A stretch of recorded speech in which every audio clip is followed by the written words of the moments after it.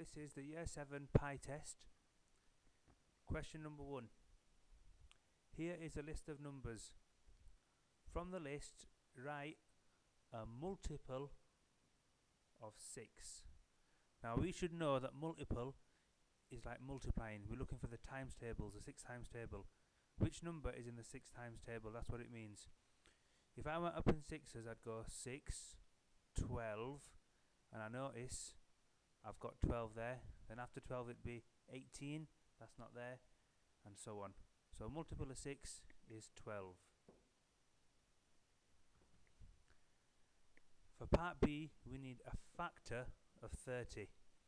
A factor is a number that divides into another number perfectly with no remainder. Now, if I were looking at the first number, 10, now 10 is a factor of 30, because if I go up in 10s, I go 10, 20, 30. 10 divides in perfectly. Whereas if I went up in 11s, 11, 22, 33, that won't go in.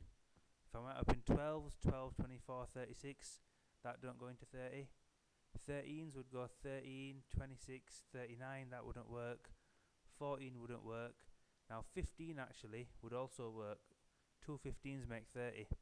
So 15 is also a factor. And 16, 32, no 16 won't work. So for a factor of 30 I could have had 10 or I could have had 15. Either of them would have been right. Right, next, a prime number. Now a prime number has exactly 2 factors, 1 and itself.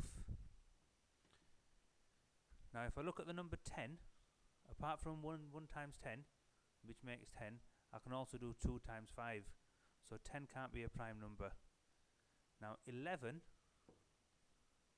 is a prime number, because I can make 11 by doing 1 times 11, and there's no other way of making 11. So 11 is prime. 13 is also a prime, because only 1 times 13 makes 13. Now with all the other numbers, 12, 14, 16 and 16, they're all even numbers, so we know they're in the 2 times table. So as well as 1 in itself, 2 will go into them, so they can't be prime. And with 15, it's in the 5 times table. 3 times 5 makes 15, so 15 can't be prime either. So a prime number has only 2 factors, 1 and itself.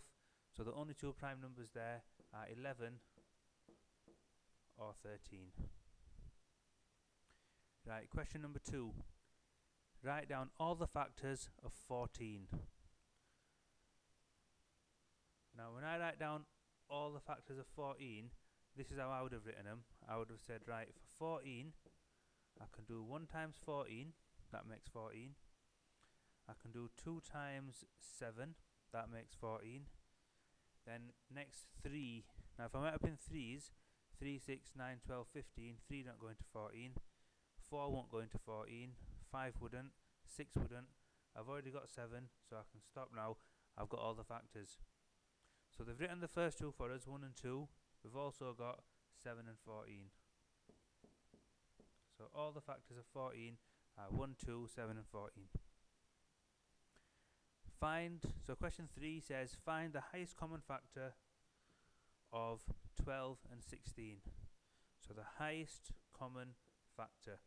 I want the highest number that is a factor of 12 and 16. Now we could do this just by guessing, but it's better to do it with a comprehensive list. So if I was doing the factors of 12, I would do 1 times 12, I would do 2 times 6, and I would do 3 times 4. Those are all the factors of 12. If I was doing the factors of 16, I would do 1 times 16, 2 times 8, now 3 won't go into 16, 4 times 4, so that's a repeated factor, and that's it. So I need the highest number that is in both of these lists. Now 12's not in there, 6 no, now 4 looks to be the highest number that is in both lists. So the highest common factor of 12 and 16 is 4. Now the next question, question 4, is about multiples. We need to find the lowest common multiple of 6 and 8. Now remember on question 1a, we said multiples are like times tables. So the multiples of 6 would be 6, 12, 18, 24, 30, 36, 42, and so on.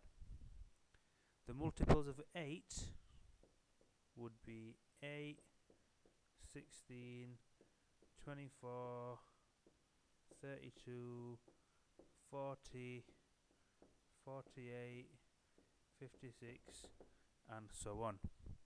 Now we need to find the lowest common multiple.